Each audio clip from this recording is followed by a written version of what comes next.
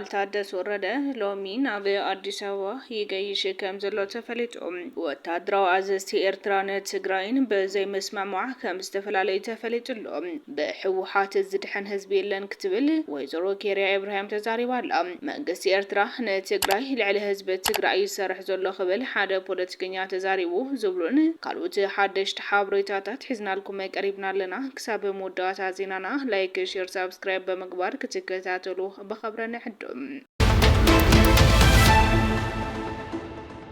ጀነራል ታደሰ ወረደ ሎሚ ናብ አዲስ አበባ ክገይሽ ከም ዝኾነ ተፈሊጡሎም ስልጣንነት ዘሎ ጉጅለ ረኪበ ክወፅእ ዘይሕሰብ ኣርእስቲ ክብል ጀነራል ታደሰ ወረደ ገሊጹሎም። ጀነራል ታደሰ ወረደ ስልጣን ነዘሎ ጉጅለ ከም ዘይረክብ ብዕሊ ዘፍለጠ ኮይኑ ስልጣን ከረክብ እንተኮይነ ሕጋዊ መረፃ ትግራይ እንትተኻይዱ ጥራሕ እዩ ንሓደሽ ወለዶ መናእሰይ ለውጥን ዝደሊ እምበር ትግራይ ነዘሎ ጉጅለ ኣረኪበ ኣይወፅን ህዝቢ ትግራይ ለውጥ ዝደልን ትኽክል መሰጋገርን ዝደልን ዘሎ እዩ ብሓይሊ ከውረድ ዝብል እንተልዩ ክንሪና ብተወሳኺ ህዝቢ ትግራይ ውረድ እንተይልን ጥራሕየ ዝለቃ ክብል ተሰሚዕሎም። በዚ መሰረት ድማ ጀነራል ታደሰ ወረደ ሎሚ 16 መጋቢት 2018 ዓ.ም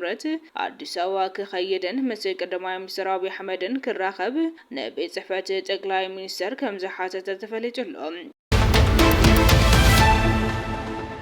ሕወሓት ዝድሕን ህዝቢ የለን ክትብል ወይዘሮ ኬርያ ኢብራሂም ገሊጻላ። ሕወሓት ንባዕላ ዘይድሓነት ተድሕኖ ህዝቢ የለን ክትብል ነበር ኣባል ማእኸላይ ኮሚቴ ውድብ ሕወሓት ዝነበረት ናይ ሕዚ ድማ ኣባል ማእኸላይ ውድብ ስምረት ዝኾነት ኬርያ ኢብራሂም ገሊጻላ። ሕወሓት ንህዝቢ ትግራይ ሒዛቱ ክጠፍ እንተዘይኮይኑ ክትድሕኖ ይኹን ሃልዋቱ ክተረጋግጽ ኣይትኽእልን ዝበለት ወይዘሮ ኬርያ ኢብራሂም ብዝሓለፈ ብዘይኮነ ፈኪርና ዘምፃናየ ኩናት ንህዝብና ከቢድ ዋጋ ከፊል እዩ ስለዚ ይኣኽሎ ክትብል ወሲኻ ገሊጻላ። ወታደራዊ ኣዘዝቲ ኤርትራን ትግራይን ፊት ንፊት ከም ዝተራኸቡ ተፈሊጡሎም። ወታደራዊ ጀነራላት ትግራይን ኤርትራን ተራኺቦም ከም ዝተዘራረቡ ስልዮ ኣፍሪካ ጸብጺቡሎም። ጀነራል ፍስሓ ኪዳኑን ብስም ህግደፍ ድማ ጀነራል ኢዮብ ፍስሓየን ኣብ መቐለ ከም ዝተራኸቡ ይግለጸሎም። ይኹን እምበር ኣብ መንጎ ክልቲኦም ሓለፍቲ ሰራዊት ዝተኻየደ ርክብ በዘይ ምርዳእ ከም ዝተዛዘመ ተፈሊጡሎም። ኣብ መንጎ ክልቲኦም ሓይልታት ግን ሰፊሕ ናይ ሓሳብ ኣፈላላይ ከም ዘሎን እዚኒ ሓሳብ ኣፈላላይ ምኽንያቱ ናይ ክልቲኦም ሓይልታት ንሓይልታት ምክልኻል ኢትዮጵያ ብዝምልከት ብዝገበርዎ ገምጋም እዩ ካብ ምባል ሓሊፉ ዝርዝር ሓበሬታ ይቐመጠን። ሓይልታት ሻዕብያ ሕወሓትን ሰራዊት ሓርነት ኦሮሞን ፋኖን ኣብ ሱዳን ብሓባር ክመኻኸሩ ከም ጸንሑ ቅድሚ ኣዋርሕ ዘኢኮኖሚስት ዝጸብጸበ ኮይኑ መንግስቲ ኢትዮጵያ ብመንገዲ ዶክተር ጌዲዮን ጢሞቴዎስ ኣቢሉ ሕወሓትን ሻዕብያን ምሕዝነት ፈጢሮም ኣሎ ብምባል ብዙሕ ግዜ ናብ ሕቡራት ሃገራት መጽሓፍ እውን ይዝካሪኦም። መንግስቲ ኤርትራ ንትግራይ ልዕሊ ህዝቢ ትግራይ ይሰርሕ ዘሎ ክብል ፖለቲከኛ ኣይተ ጎዲፋይ ተዛሪቡሎም። ሻዕብያ ብዕጡቃት ቃልሲ ታሪክ ጌርዎ ዘይፈልጥ ንትግራይ ኣብ ዝሕዝ ሰዓት ይገብረሎ እንተደሊኹም ንደቅኹም ሕተትዎም ክብል ፖለቲከኛ ጎዲፋይ ኣብ ሓደ መድረኽ ተዛሪቡሎም። መንግስቲ ኤርትራ ናውቲ ኣጽዋር ከብ ይኽእል እዩ ምክንያቱ ኣብ ዝሕዝ ሰዓት ናይ ምውጋእ ቁሞና ስለዘይብሉ እዚ ብምርዳእ ድማ ብሂወት ዋጋ መንእሰይ ትግራይ ኤርትራ ሓራናይ ሙጻእ ባህጊ ስለዘለዎም ህይወት መናእሰይ ትግራይ ብዓራረ ስልሒት ይቕይረሎም። ስለዚ መንግስቲ ኤርትራ ልዕሊ ህዝቢ ትግራይ ልዕሊ ትግራይ ዘሎ ይሰርሐሉ ዘሎ ሓንቲ ርግፀ ያ ኮይነ ዛራ ሻዕብያ መንግስቲ ኤርትራ ኣብ ታሪኹ ዋላ ዕጥቃልሱ ገይርዎ ዘይፈልጥ ንትግራይ ይገብረሉ እንታይ ገይሩ ኣብ መዓልቲ ነገር ዋይ ጠያሞም ነቶም ደቅኹም ዋይ ኣብዚ ኩልኹም ሓደ ሓደ ንየኩም እንዲኦ እንደ ሃዝና ግዛዕ ሕስካየርካ ሃዝና ስታይ ነይሩ ግዛዕ ልኩም ድሕተትዎ ኣብ መንጎ ኣሜሪካን ኢራንን ዝተራዩ ተስፋታት ምቁራት ተጻብኦ ስዒቡ ዋጋ ነዳዲ ብ500 ነኪሎም። ሃገራት ኣሜሪካን ኢራንን ፍልሊ ብዘተን ምፍታሕ ዘረይዎ ተበግሶ ምክንያት ጠርዚ መሸጥ ዋጋ ነዳዲ ካብ ዝነበሮ ብኣሳት 500 ብምንካይ ሓደ በርሚል ብትሕቲ $100 ይሽየጥ ምህላው ሮይተርስ ጸብጺቡሎም። ናይ ክልቲአን ሃገራት ልዝብ ኣብ ፓኪስታን ክካየድ ተኽእሎ ምህላው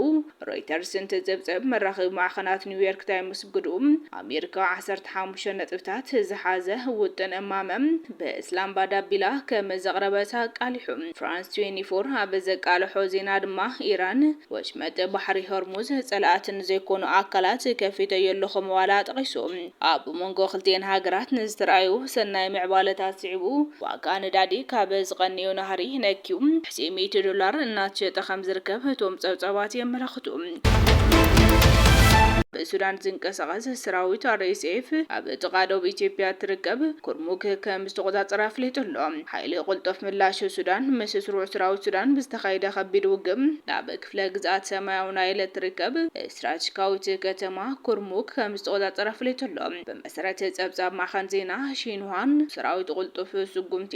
ምስ ህዝባዊ ምንቅስቃስ ሓርነት ሱዳን ሰሜን በመትሕዋር ብዝተፈጸመ ወታደራዊ መጥቃዕቲ ልዕሊ 400 ወታደራት መንግስቲ ከም ዝተቀተሉን ላዕለዎት መኮንናት ከም ዝተማረኹን ተገሊጹ ኩርሙክ ኣብ ጥቃዶብ ኢትዮጵያ እትርከብ ንክልል ሰማያዊ ኣባይ ምስ ሲናር ዘራኸብ ስትራቴጂካዊ ቦታ ስለዝኾነ ምቁጽጻሮም ነቲ ኣብቲ ዞባ ዘሎ ወታደራዊ ሚዛን ክቕይሮ ከም ዝኽእል ይንገረሎ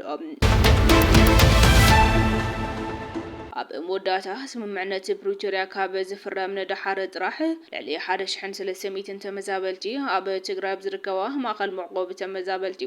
በጥሜት ህይወቶም ኣስኢኖምሎም ኣብ ዝሓለፉ 3 ዓመታት ጥራሕ ኣብ ትግራይ ካብ መረበቶም ተመዛቢሎም ኣብ ግዚያዊ መዕቆቢ ተመዛበልቲ ኣብ ሕሱም ኩነታት ካብ ዝርከቡ ተመዛበልቲ ብውሕዱ 1309 ወገናት በጥሜትን ሕጽረት ሕክምናዊ ክንክንን ከም ዝሞቱ ወኪል ዜና ፈረንሳይ ኤጀንሲ ፍራንስ ፕሬስ AFP ጸብጺቡሎም ኣብ ቢሮ ማሕበራዊ ጉዳያት ትግራይ ዳይሬክተር ዝኾኑ ተገብረ ስላሴ ታረቀ ጠቂሱ AFP ከም ዝሓበሮም ዛጊደ ብዘሎ መረዳእታ ድሕረት ስምምዕነት ፕሪቶሪያ ጥራሕ ኣብ ዝሓለፉ 3 ዓመታት ኣብ ትግራይ ካብ ዝርከባ ማእከላት መዕቆቢ ተመዛበልቲ ብውሕዱ 1309 ሰባት ከም ዝሞቱ ብምሕባር ሕዚ ድማ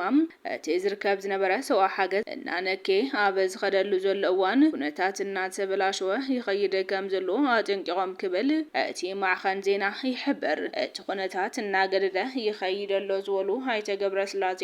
ካብ መንግስቲ ፌደራል ሃገራዊ ትካላት ረድኤት ዝወሃብ ዝነበረ ደገፍ ከም ዝነከ ካብቶም ኣዝዮም ዝተሃሰዩ ማዓስከራት ኣስታት 150,000 ሰባት ዘእንግድ ማእከል መዕቆቢ ከም ዝርከብዎምን ካልኦት ብዙሓት ድማ ኣብ ሓደጋ ከም ዘለዉ ተጸብጻቢ የመላኽት ዝቐረበ እዋን አዲስ ስታንዳርድ ኣብ ዘውፅኦ ጸብጻብ ኣብ ባይታ ተመሳሳሊ ኩነታት ከም ዘሎ ይሕብር ካብ ወርሒ ጉንበት 2017 ጀሚሩ ብውሕዱ 333 ተመዛበልቲ ኣብ መዕቆቢ ተመዛበልቲ ሕጻጽ ብሰንኪ ጥሜትን ሕጽረት መድሓኒትን ክሞቱን ከለዉ ካብ ጥቅምቲ 2017 ጀሚሩ ድማ ኣብ ዓድዋ ዝርከብ ማእከል መዕቆቢ 125 ወገናት ሞት ከም ዝተመዝገበ ጸብጺቡሎም ተመዛበልትን ነበርትን ተሓበርትን ቶም ማእከላት ከም ዝብልዎም ካብ ግዜ ናብ ግዜ እናነከ ብዝኸደ ሓገዝ ሕጽረት ሕክምናን መንቃለቲ እናገደደ ዝኸይድ ዘሎ ሞት ተመዛበልቲ ምዃኑ ይገልጹ خبركم تخاتلتي كواليتي ميديا لو مستدلو حدش حابريتاتات نزوم مستخاتلكم يمسلوني روم نتسنى مكتالكم دما هزينا انا مسجن سلام